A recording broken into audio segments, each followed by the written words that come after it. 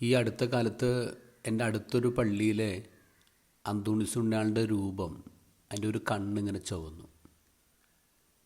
ആൾക്കാരൊക്കെ ഓടിക്കൂടിയ വീഡിയോ ഒക്കെ ഇങ്ങനെ സോഷ്യൽ മീഡിയയിൽ വരുന്നുണ്ടായിരുന്നു. പക്ഷെ അതങ്ങോട്ട് ടേക്ക് ഓഫ് ആയില്ല. കാരണം അവിടെയുള്ള വികാരിച്ചൻ അത്ര വലിയ കച്ചവടക്കാരനായിരുന്നില്ല. അപ്പോൾ അവിടെയുള്ള ആൾക്കാരൊന്ന് പറഞ്ഞു, അച്ഛൻ നമുക്കിത് പൊക്കി എടുക്കണ്ടേ? അപ്പം അച്ഛൻ പറഞ്ഞു, ഒരു കണ്ണല്ലേ ചുവന്നുള്ളൂ, 2 കണ്ണ് ചുവക്കട്ടെ, അപ്പം നമുക്ക് നോക്കാമെന്ന് പറഞ്ഞു. അവിടെയുള്ള പല ആൾക്കാർക്ക് നല്ല സങ്കടമുണ്ട്.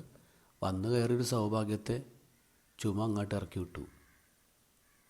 നമ്മൾ ഈശോനെ നന്നായിട്ട് ഇറിറ്റേറ്റ് ചെയ്യുന്നുണ്ട്. ഇന്നത്തെ ഗോസ്പെല്ലെ ഫരിസേയരെ പോലെ എന്തോരം അടയാളങ്ങളാണ് നമ്മൾ ചോദിക്കുന്നത്, എന്തോരം അത്ഭുതങ്ങൾ ഈശോയോട് ചോദിക്കുന്നത്.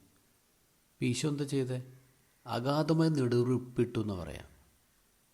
ഈശോ ഫെഡപ്പായി. അതുകൊണ്ട് ഇനി ഒരു അത്ഭുതവും ഇല്ല നിങ്ങൾക്കെന്ന് പറഞ്ഞിട്ട് വഞ്ചിയെടുത്ത് മറുകരക്ക് പോവാണ്. വിട്ടുകളയാണ് ഈശോ. നമ്മളിങ്ങനെ അത്ഭുതങ്ങൾക്ക് പിന്നാലെ പായുമ്പോൾ ഈശോ പ്രദേശം വിട്ടു പോവാണ്, ഈശോ സ്റ്റാൻഡ് വിട്ടു പോവാണ്. എന്നിട്ട് നമ്മളത് മനസ്സിലാക്കുന്നില്ല. നമ്മൾ പ്രാർത്ഥിക്കേണ്ടത് അത്ഭുതങ്ങൾക്ക് വേണ്ടിയല്ല. ഇങ്ങനെ പ്രാർത്ഥിക്കണം, ഈശോ നീ എന്നെ ഇട്ടേച്ച് പോവല്ലേ, നീ ഇല്ലാതെ, നിൻ്റെ സഹായം ഇല്ലാതെ എനിക്ക് മറുകരയിലെത്താൻ പറ്റില്ല.